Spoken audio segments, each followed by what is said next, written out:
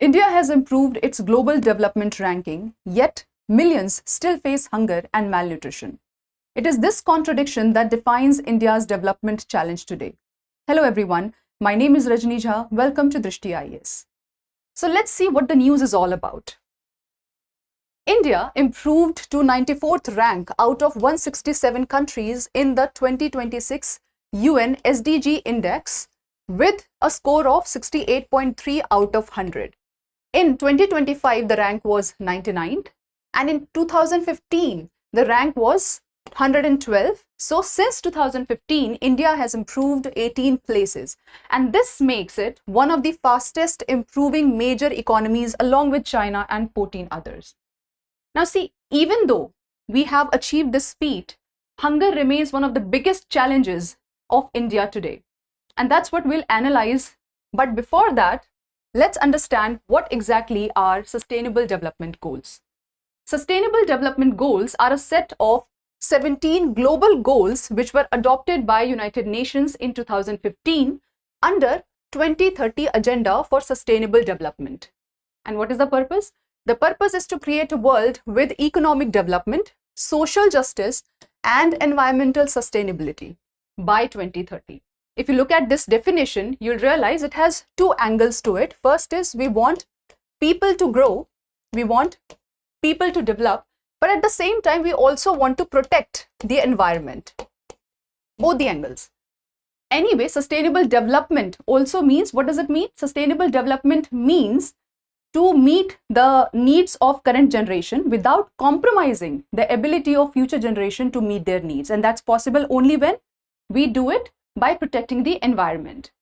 Now there are, as I told you, 17 global set of global goals. Sustainable development has 17 global goals, and you need to remember all these 17. Let's have a look at them. Now, these are the numbers. Sustainable development goal number 1 is no poverty, 2 is zero hunger, and so on and so forth. But the question is, how would you remember them? See, in the definition itself, I told you it has two angles. First is people's life. Second is environment. So we will call it growth of planet. We will call it growth of planet. And the final part is peace and partnership. If you remember this, you will remember all the sustainable goals. So first is people's life, as we have seen in the definition, along with growth of planet. And this will ensure peace and partnership, right? So let's talk about first word, that is people. Now this first word itself comprises 5 goals. In people, you have to remember here we are talking about the basic human needs. Basic human needs.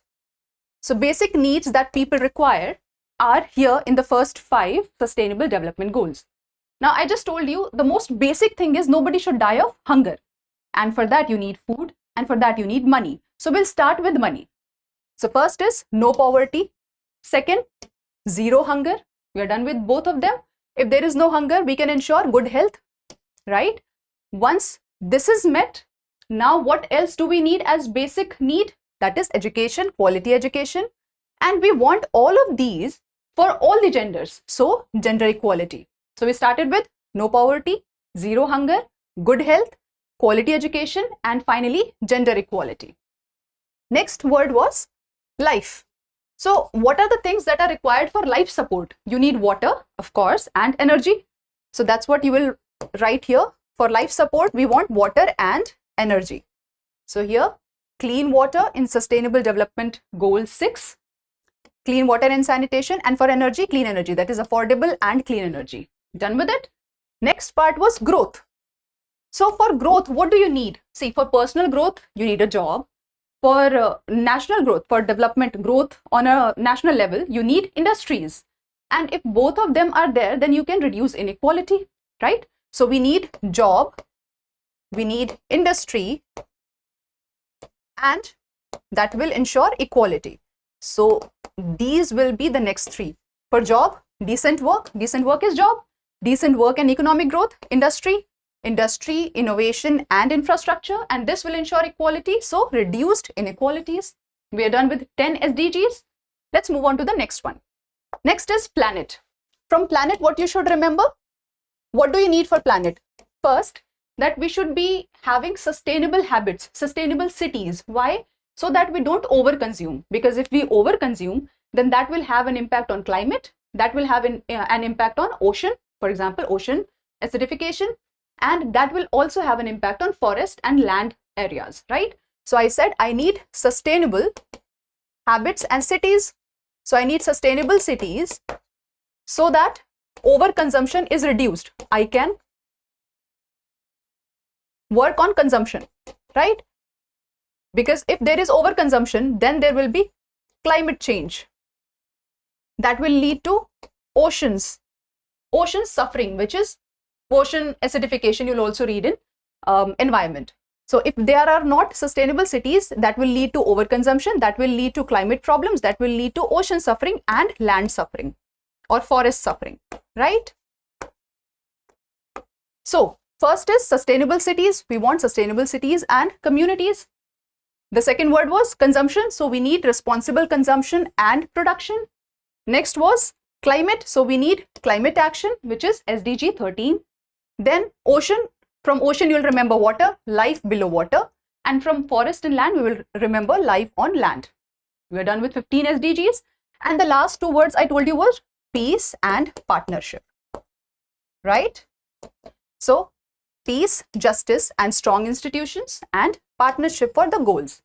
If you just revise it twice, I guess 2 times or 3 times, and write it somewhere, I promise you, you will remember all the 17 global goals that we have. And sometimes questions are directly asked, or in fact, even in answer writing, I'll show you, I'll give you an answer writing question.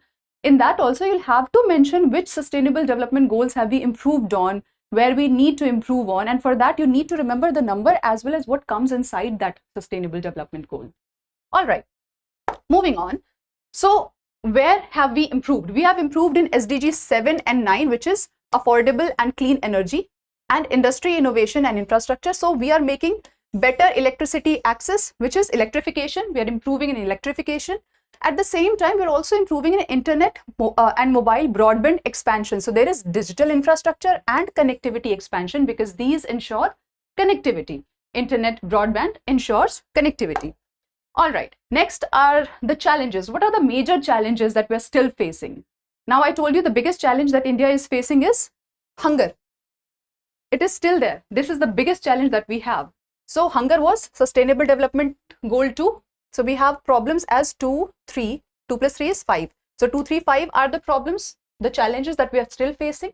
Apart from that, 14, 15 and 16 again are the problems or challenges that we are still facing. And one you should remember, 11 in between. So these are the challenges that we are still facing: 2, 3, 5, 14, 15, 16 and 11. Let's have a look at them. So 2 is zero hunger, which is the biggest challenge that we are facing, and I'll tell you why and how it is still a challenge. Next is 3, which is good health, 5, gender equality, 11, sustainable cities, 14, life below water, 15, life on land, and 16 is peace, justice, and institutions. In fact, only 33.3% of the targets are likely to be achieved by 2030, and we were supposed to achieve all of them by 2030, right? So let's look at the first, which is the biggest concern that we have, which is hunger. Now, India remains weak on food security even now. And what are the problems? First is child stunting, child wasting, undernourishment, obesity rising. Let's understand them. Child stunting. Stunting is, you must have heard stunted growth. Stunting is the height is less as compared to the age. So let's say a child is 5 years old, but his height is still what he should be at 2 years old or 3 years old. So the height is less than what it is supposed to be at his age. That is child stunting, right? Less height. 35.5% children under 5 are affected by this. Next is child wasting. See, wasting means extremely lean person, which because of lack of fats and proteins both. When somebody is sort of skeletal in looks because of lack of both proteins and fats, extremely lean for their age, extremely lean for their height, sorry, not age, extremely lean for their height, that is child wasting. Because if somebody is lean for their age, that is called underweight. So this is child wasting. As you can see, it has increased from 16.9% to 18.7%. And the reason for both of these is nutrition, lack of nutrition. In India, if you really look at our diet is filled with carbohydrates and fats. And there is huge lack of both nutrition, for example, proteins and nutrients both. So there is huge lack of nutrients and proteins both. And because of this, there is child stunting, child wasting, and also obesity in adulthood. I'll tell you how. So next is undernourishment. As I told you, our diet lacks nourishment. So this is malnourishment. 12% population undernourished in 2023. Obesity rising. Adult obesity increased from 4.9% to 7.2%. And this is a huge problem. Why is obesity rising when we have seen that we don't have enough food? Because whatever food we have, it is filled with, as I told you, carbs and fats. We don't have proteins and enough nutrients. And to top it all off, we have sedentary lifestyle. That is, we don't even exercise. And we are not inclined towards exercising. So because of fat and carbs, we get a lot of energy. And that energy is not utilized anywhere because we have sitting desk jobs, so sedentary lifestyles. And that gets converted into fat accumulation in the body. So there is obesity. So on the outside, the person looks fat, but on the inside, because of lack of proteins and nutrients, the person is malnourished. This is called hidden hunger. So India faces double burden of malnutrition, which is undernourishment, undernutrition plus obesity. Like I told you, on the outside, the person looks fat, but on the inside, there is malnourishment or malnutrition. So this is hidden hunger. And this is the double burden that we have in India. Next is other major concerns are health, air pollution. I'm sure you have seen it somewhere in the news. Every year, air pollution becomes a big issue for us, big concern for us, especially in metropolitan cities like Delhi.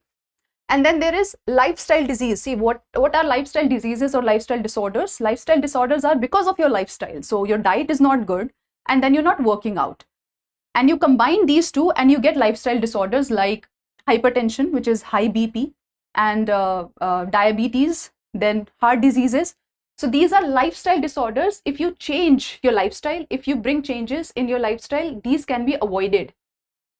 All right, next is climate, carbon emission rising. So 1.69 tons per capita in 2015 to 2.21 tons per capita in 2023, which shows that our economic development or economic growth still is dependent on excessive use of fossil fuels. Next, governance issues. So we have seen weak performance in press freedom index and corruption perception index. So these institutional governance issues are also there.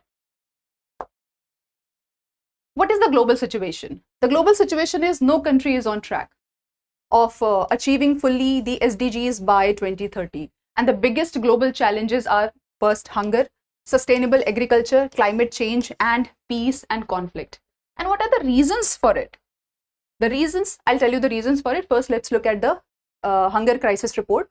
So according to Global Report on Food Crisis 2026, 266 million people facing acute hunger. Acute means short term and chronic is long term. So acute hunger in 47 countries. Hunger has nearly doubled since 2016. And 22.9% population is in crisis hit countries, that these populations are affected. This population is affected. What are the worst affected countries? I'm sure some of these you can easily guess: Afghanistan, Sudan, Yemen, South Sudan, and Pakistan.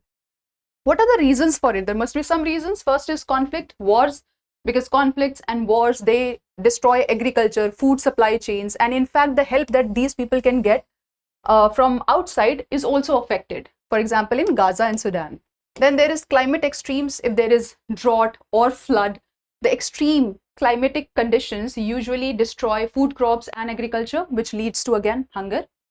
And finally, funding crisis. So the institutions, organizations like World Food Program and FAO, Food and Agricultural Organization, they have gotten reduced funding, which is why they are also not able to help other countries as much as they should. Now, before we move to the last part of our session, which is prelims practice question and mains practice question, we have up to 50% off right now going on all our online courses. And today is the last day for that. So if you wish to join us, please do join us as soon as possible. You can call on this number 87501 87501. All right. So this is the prelims practice question that you will be doing on your own, and you will be answering this question in the comment section. Let's have a look at the question. The question says, with reference to UN Sustainable Development Goals, SDG Index 2026, consider the following statements. India achieved its highest ever rank by reaching 94th position globally.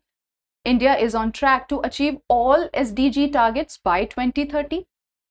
Zero hunger, SDG 2, remains one of the India's biggest development challenges. And the last, India has shown progress in electricity access and digital infrastructure expansion.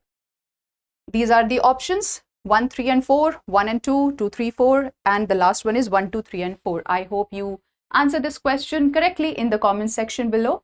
Now let's have a look at the mains practice question. The mains practice question says, India has improved in SDG rankings, but structural challenges like hunger and health continue to hinder sustainable development. Discuss. If you look at this question, there are a few parts to this question. The first part is, India has improved in SDG ranking. This is the first part. Second is, there are structural challenges like hunger and poverty, health challenges are there. And these hinder the sustainable development. These cause problems in the development. So that is the sort of third part.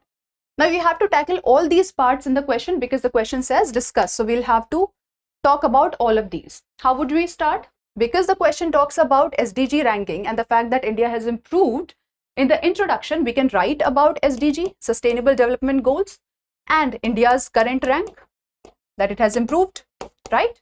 Then in the body, first, you will show where India has improved, the improvement part, because in the first part itself, it says that India has improved. So you'll have to tell where exactly India has improved. This will be the positive. Then the second will be where it is still lacking, which is still challenge for India. And the third part, because it says it is hindering sustainable development. So in the third part, you'll have to give some solutions. So policy-based solutions would be much better.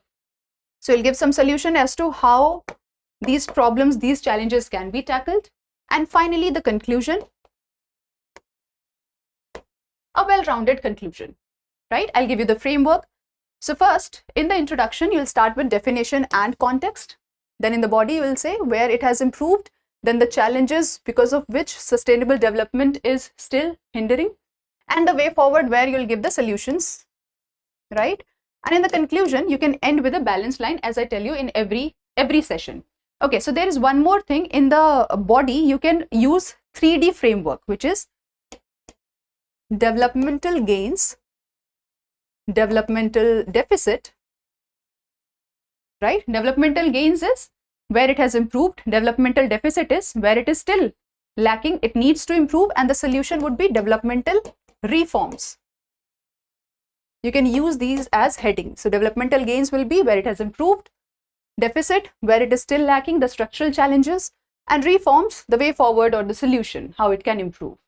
So I really hope that you write this answer on your own, and I really hope that my sessions are helping you get better at answer writing, both the prelims practice questions and the mains practice questions. That's it for today's session. Thank you so much for joining in. Until next time, take care. For more informative content, like, share and subscribe, and do not forget to press the bell icon to get the notifications.